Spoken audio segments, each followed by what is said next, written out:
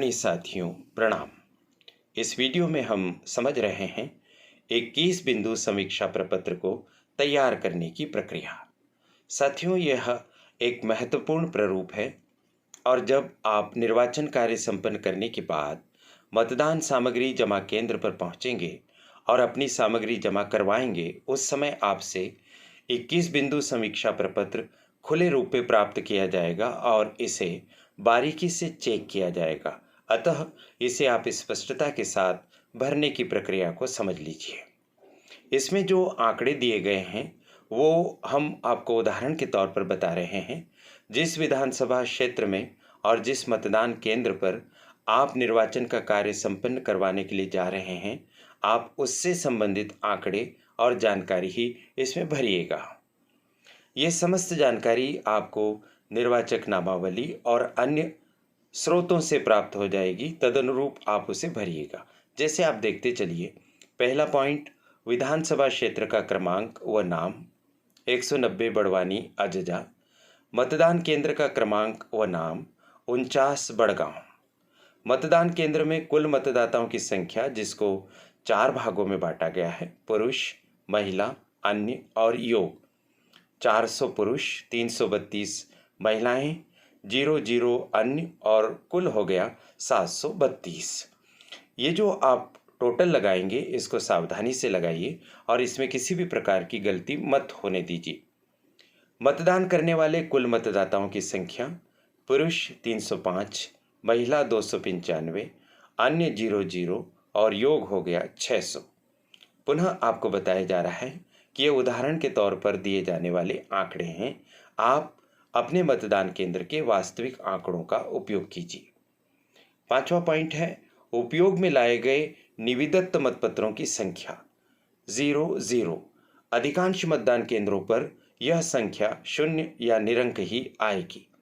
Challenge मतों की संख्या 0, प्रॉक्सी मतों की संख्या 0, नेत्रहीन अशक्त मतदाता जिन्होंने साथी की मदद से अपने मतदान अधिकार का प्रयोग किया है की संख्या 0। आपके मतदान केंद्र पर ऐसा कोई प्रकरण आता है तो वह संख्या आप लिख दीजिए। 9वां पॉइंट देखिए, फोटो पहचान पत्र के आधार पर मतदान करने वाले मतदाताओं की संख्या 560। वैकल्पिक दस्तावेजों के आधार पर मताधिकार का उपयोग करने वाले मतदाताओं की संख्या 40। 11वां पॉइंट, नियम 49O के अंतर्गत मतदान न करने वाले मतदाताओं की संख्या 00। मॉकपोल के दौरान उपस्थित मतदान अभिकर्ताओं की संख्या 03। मतदान केंद्र पर मतदान प्रक्रिया के दौरान उपस्थित पोलिंग एजेंटों की संख्या 03। विदेशी मतदाताओं की संख्या जिन्होंने मतदान केंद्र पर मतदान किया 0। मतदान केंद्र पर उपयोग में लाई गई ईवीएम तथा वीवीपैट की संख्या 01। क्या ईवीएम तथा वीवीपैट बदली गई अथवा रिप्लेस की गई? नहीं, अधिकांश मतदान केंद्रों पर यहाँ पर नहीं ही आएगा।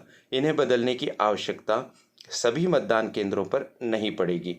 कुछ गिने चुने मतदान केंद्रों पर कुछ खराबी आ जाने पर बदलना पड़ सकता है। 17वां पॉइंट देखिए, यदि ऐसा हुआ था तो परिवर्तन का समय, उसमें डाले गए मतों की संख्या तथा उसका कारण।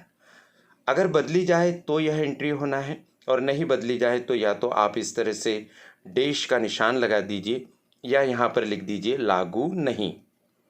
18वां पॉइंट देखिए, एएसडी मतदाता की सूची के आधार पर एएसडी मतदाताओं की संख्या 10। प्रत्येक मतदान केंद्र को एएसडी मतदाताओं की सूची दी जाती है, उसमें जो संख्या है वो यहाँ पर लिखना है। एएसडी मतदाताओं की सूची में से मताधिकार का उपयोग करने वाले मतदाताओं की संख्या 01 उदाहरण के तौर पर बताया है। आपके मतदान केंद्र पर जितने एएसडी मतदाता वोटिंग करें उनकी संख्या लिखनी है। 20वां पॉइंट, किसी भी कारणवश दंगे, हिंसा, कब्जा, बलवा की घटना घटित होना नहीं। सामान्यतः यहाँ उत्तर नहीं आएगा। 21वां पॉइंट, मतदान केंद्र के संबंध में कोई शिकायत प्राप्त हुई? इसका उत्तर भी आएगा नहीं।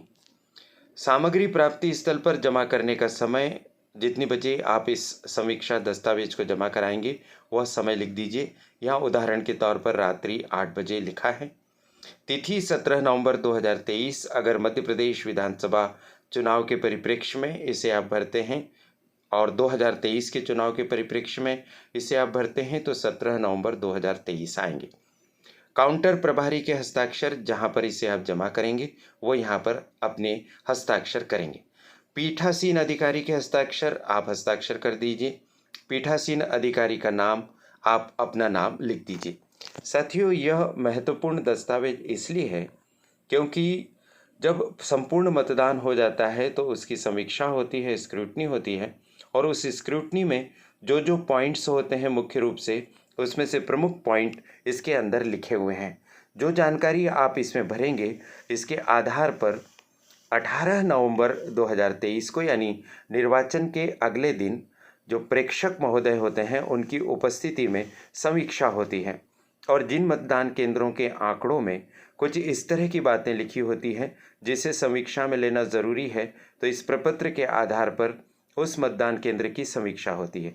जैसे एसडी वोटर्स का अधिक संख्या में वोटिंग करना या फिर कोई इस तरह की घटना होना, जैसे आप देखिए कि किसी भी कारणवश दंगे, हिंसा, कब्जा आदि की घटना हुई है, यदि यहाँ पर हाँ होता है तो उसकी जांच होती है। इसी तरह से ईपिक के अलावा वैकल्पिक दस्तावेजों के आधार पर मताधिकार का उपयोग करने वाले मतदाताओं की संख्या सामान्य से बहुत अधिक होती है तो फिर उसकी स्क्रूटनी होती है।